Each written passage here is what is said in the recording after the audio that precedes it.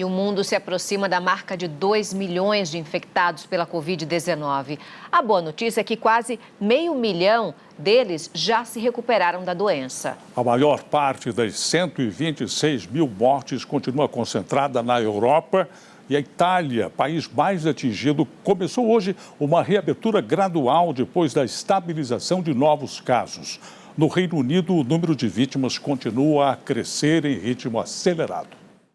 No dia em que o Reino Unido registrou de novo o maior número de mortes entre os países europeus, outra marca trágica foi superada. Já são mais de 12 mil vítimas entre os britânicos. Mas as estatísticas não incluem aqueles que estão morrendo nas milhares de casas de repouso do país. Nas últimas semanas, houve 521 casos da Covid-19 nesses locais. E ainda pode ser muito mais.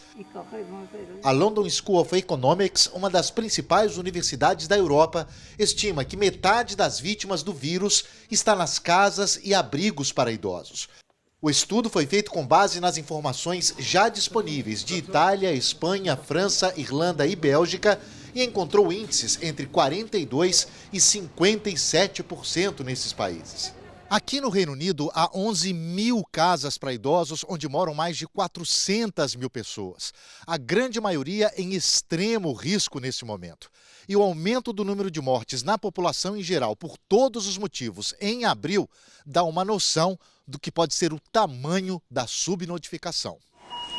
Nos 10 primeiros dias de abril, houve 16 mil óbitos registrados na Inglaterra. São 5 mil acima da média para o período. Hoje, o ministro da Economia, Rishi Sunak, disse que o mais importante para salvar a economia é proteger a saúde das pessoas e que não se trata de uma escolha entre os dois. It's not a case of choosing between the economy and public health. No restante da Europa, os números dão sinais de terem se estabilizado. Alguns países, como a Áustria, já permitiram a abertura de algumas atividades consideradas não essenciais. Mas o premier Sebastian Kurz avisou que está preparado para puxar o freio de emergência e fechar o país novamente se os números aumentarem. A Espanha, que também começou a liberar algumas atividades, registrou um pequeno aumento de novas mortes de ontem para hoje. Já são mais de 18 mil vítimas no total. Mas a tendência de queda se mantém, segundo o governo. Fernando Simon, o chefe do serviço médico do país, disse que entre os casos confirmados, o índice de letalidade é parecido com o de países vizinhos, cerca de 10%. Estamos todos em torno a 10%. A Itália é outro país que tenta reabrir parcialmente depois que o número de contaminações caiu nos últimos dias. Embora nas últimas 24 horas o número de mortes tenha aumentado um pouco.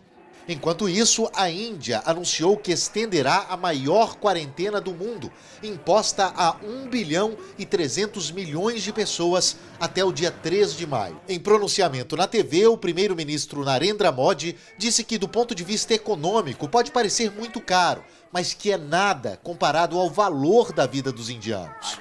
O país registra até o momento cerca de 11 mil casos e mais de 350 mortes. No Japão, o estado de emergência declarado para Tóquio e outras 6 províncias do país completou uma semana. Já são mais de 8 mil infectados no território japonês. A China anunciou o início de testes de 2 vacinas em humanos. Os experimentos ainda estão em estágio inicial e ainda não há prazo para que sejam produzidas em larga escala. No Vaticano, o Papa Francisco celebrou a missa na capela de sua residência. Ele pediu que as pessoas e governos se unam e lembrou que a união sempre será superior a qualquer divisão.